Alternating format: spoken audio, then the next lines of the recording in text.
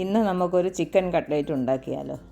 അതിനായി ഞാനിവിടെ ഒരു 400 ഗ്രാം ചിക്കനാണ് എടുത്തിരിക്കുന്നത്. ചിക്കൻ വൃത്തിയാക്കി കുക്കറിലിട്ട് ആവശ്യത്തിന് ഉപ്പും 1/2 ടീസ്പൂൺ കുരുമുളക് പൊടിയും 2 ടേബിൾ സ്പൂൺ വെള്ളം ഒഴിച്ച് 4 വിസിലടിക്കുക. ഞാനിവിടെ 2 വലിയ ഉരുളക്കിഴങ്ങാണ് എടുത്തിരിക്കുന്നത്. മീഡിയം സൈസാണെങ്കിൽ 3 എണ്ണം എടുക്കാം. അത് രണ്ടായി മുറിച്ച് കുക്കറിലിട്ട് ഒരു 5 വിസിലടിക്കുക. ചിക്കൻ എല്ല് മാറ്റി മിക്സിയുടെ ചെറിയ ജാറിലിട്ട് പൊടിച്ചെടുക്കുക. ഉരുളക്കിഴങ്ങ് നന്നായി പൊടിച്ചെടുക്കുക. വീഡിയോയിൽ കാണുന്നത് പോലെ ചെയ്താൽ നല്ല സോഫ്റ്റായിട്ട് ഒട്ടും തരിയില്ലാതെ കിട്ടും. ഒരു വലിയ സവാളയും ഒരു പച്ചമുളകും ചെറുതായി അരിഞ്ഞെടുക്കുക.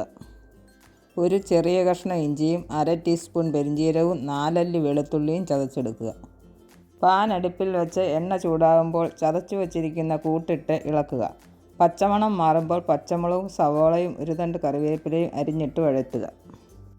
അതിലേക്ക് ലേശം കുരുമുളക് പൊടിയും ഗരം മസാലയും മഞ്ഞൾപ്പൊടിയും ഉപ്പും പൊടിച്ചു വച്ചിരിക്കുന്ന ചിക്കനും പൊട്ടറ്റോയും ചേർത്ത് മിക്സ് ചെയ്യുക.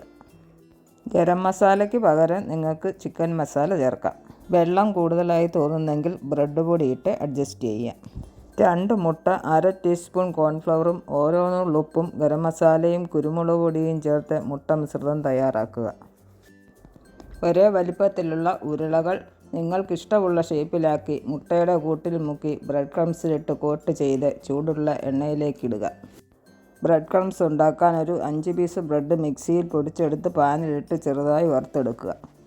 തീ കുറച്ച് വച്ചതിന് ശേഷം 2 സൈഡും മൂപ്പിച്ചെടുക്കുക. അപ്പോൾ നല്ല ക്രിസ്പി കട്ട്ലേറ്റ് റെഡി.